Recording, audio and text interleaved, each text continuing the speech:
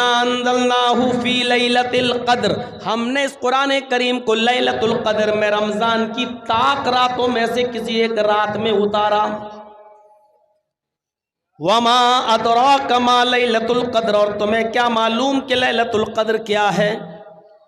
جس رات میں ہم نے اس قرآن کریم کو نازل کیا، اس قرآن کے نازل ہونے کی وجہ سے اللہ رب العالمین نے اس رات کو 1000 مہینوں کی عبادت سے زیادہ فضیلت عطا فرما دی۔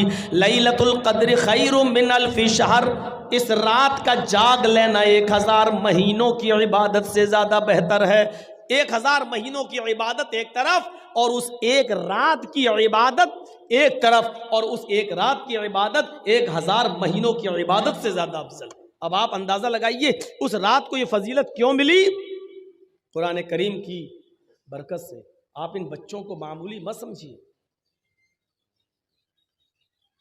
جنہوں نے حفظ کیا ہے یہ وہ بچے ہیں جب زمین پر چلتے ہیں تو رب کعبہ کی قسم یہ ننگی زمین پر نہیں چلتے، ان کے قدم کو زمین پر رکھنے سے پہلے فرشتے اپنے پر بچھا دیتے ہیں۔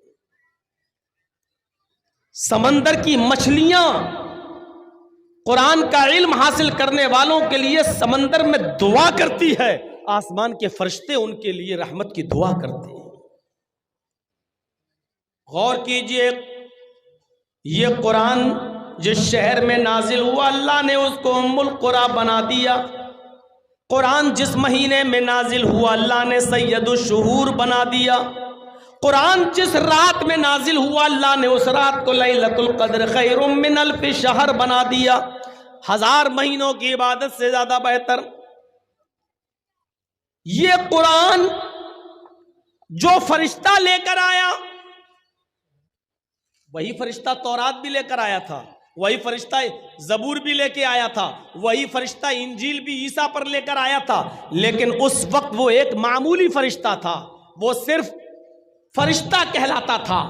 لیکن جب اللہ نے قرآن دے کر اس فرشتے کے ہاتھوں محمد الرسول اللہ صلی اللہ علیہ وسلم کے پاس بھیجا اور غار حرا میں اقرا بسم ربک الذی خلق خلق الانسان من علق قرآن کی آیتیں دے کر جب اللہ رب العالمین نے اس فرشتے کو بھیجا تو اس دن کی تاریخ سے اللہ رب العالمین نے اس فرشتے کو سید الملائکہ، تمام فرشتوں کا سردار بنا دیا۔ تمام فرشتوں کا سردار کون ہے؟ جبرائیل علیہ السلام۔ کیوں ان کو تمام فرشتوں کا سردار کیوں بنایا؟ کیونکہ یہ قرآن کریم لے کر آئے تھے جناب محمد رسول اللہ صلی اللہ علیہ وسلم پر۔ نبی سب برابر ہیں، کسی پر تورات اتری، کسی پر زبور اتری، کسی پر انجیل اتری، لیکن اللہ رب العالمین نے جب قرآن نازل کیا اور جس نبی کے اوپر قرآن اتارا، اس قرآن کی برکت سے اللہ نے اس نبی کو سید الانبیاء بنا دیا۔ ہم سوچ رہے ہیں، اندازہ لگا سکتے ہیں، سید الانبیاء، تمام نبیوں کا سردار۔ جتنے بھی پیغمبر اس دنیا میں آئے ہیں، چاہے وہ 1 لاکھ ہو، 1.25 لاکھ ہو، کم و بیش 1,24,000 ہوں، جتنے بھی ہوں، قرآن جس نبی کے اوپر نازل ہوا اللہ نے اس قرآن کی برکت سے اس نبی کو سید الانبیاء بنا دیا۔ اور یہ قرآن جس امت نے پکڑا اور پڑھا اور سیکھا، اپنے کنٹھسٹ کیا، اس پر عمل کیا، تو اللہ نے اس کو خیر امت بنا دیا۔ کنتم خیر امت، تم سب سے بہتر امت ہو۔ دنیا میں بہت سی امتیں، بہت سی قومیں، لیکن تمہیں سب سے بہتر قوم بنایا جا رہا ہے، اس لیے کیونکہ تم قرآن کو پڑھتے ہو اور قرآن کے مطابق تم دوسروں کو نیکی کا حکم دیتے ہو اور برائیوں سے لوگوں کو روکتے ہو۔ کنتم خیر امہ، قرآن جس امت نے پکڑا اس کو خیر امت کہہ دیا۔ جب قرآن شہروں کی حیثیت بدلتا ہے، فرشتے کی حیثیت بدلتا ہے، مہینے کی حیثیت بدلتا ہے، رات کی حیثیت بدل رہا ہے، تو ایسا کیسے ہو سکتا ہے جو قرآن پڑھائے اس کا مقام نہ بدلے اور جو قرآن پڑھے اس کا مقام نہ بدلے؟ ایسا کیسے ہو سکتا ہے؟ اس لیے اللہ کے نبی نے فرمایا خیرکم من تعلم القرآن وعلمہ، تم میں سب سے بہتر وہ ہے جو قرآن کو خود پڑھتا ہے اور دوسرے کو پڑھاتا ہے، جو خود سیکھتا اور دوسرے کو سکھاتا ہے۔ یہ ہے قرآن کا مقام، یہ ہے قرآن کا مرتبہ، یہ ہے قرآن کی حیثیت جس نے دنیا کی تمام چیزوں کی حیثیتوں کو بدل دیا۔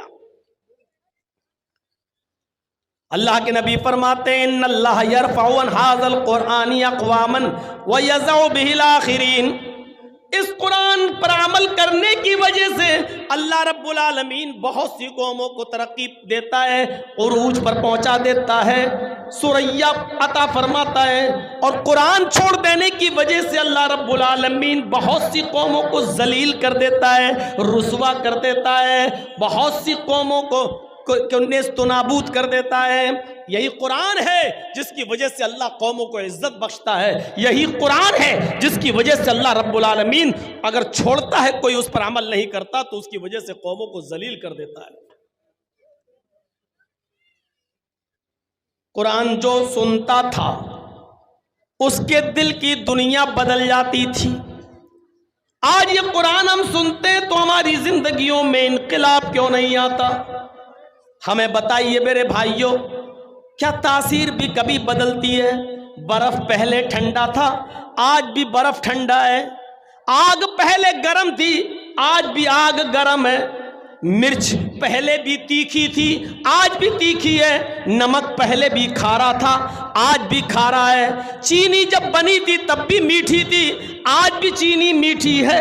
گڑ جب پیدا ہوا تب بھی میٹھا تھا، آج بھی وہ میٹھا ہے۔ لیمو پہلے کھٹا تھا، آج بھی کھٹا ہے۔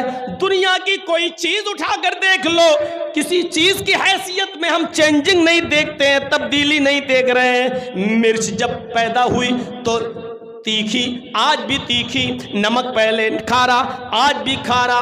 چینی اور گڑ پہلے میٹھا، آج بھی میٹھا۔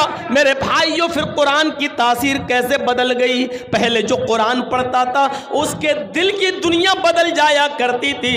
آج یہ قرآن ہم پڑھتے اور سنتے ہیں لیکن آج ہمارے دل کی دنیا کیوں نہیں بدلتی؟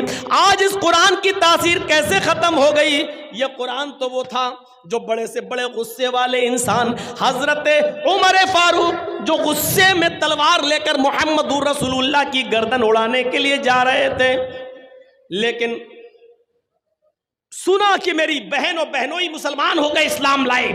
جب ان کے گھر گئے، دروازے پر کھڑے ہو کر قرآن کی چند آیتیں سن لی۔ کہا بتاؤ کیا پڑھ رہے تھے؟ مارا بہن کو بھی بہنوئی کو بھی۔ جب بتا دیا گیا کہ ہاں قرآن پڑھ رہے تھے اور ہم اس سے بدل نہیں سکتے، ہم اس کو چھوڑ نہیں سکتے، تب حضرت عمر نے کہا اچھا مجھے بھی سناؤ یہ کیا ہے جو اس کو پڑھ لیتا ہے، سن لیتا ہے، پھر چھوڑنے کا نام نہیں لیتا۔ چند آیتیں قرآن کی سنی، ایک آیت دو آیت مشکل سے 3 آیتیں ہی پڑھی تھیں، اور عمر فاروق نے 3 آیتیں ہی سنی تھیں۔ چیخ پڑے، نہیں یہ قرآن کسی انسان کا کلام نہیں ہو سکتا، یہ قرآن کسی انسان کا کلام نہیں ہو سکتا ہے۔ آئے میری بہن، آئے میرے بہنوئی، مجھے بھی اس ذات کے پاس لے چلو جس کے اوپر یہ قرآن نازل ہوا ہے، یعنی محمد الرسول اللہ صلی اللہ علیہ وسلم کے پاس لے کر چلو۔ جب حضرت عمر کو نبی اکرم کے پاس لایا گیا تو یہی عمر قرآن کی چند آیتیں سن کر محمد رسول اللہ کے ہاتھ پر بیعت کر کے اسلام لے آتے ہیں۔ قرآن کی چند آیتیں کوئی سن لیتا تھا، دل کی دنیا بدل جاتی تھی۔ آج کیا ہو گیا ہمیں؟ ہم قرآن سنتے ہیں لیکن ہماری دل کی دنیا نہیں بدلتی ہے۔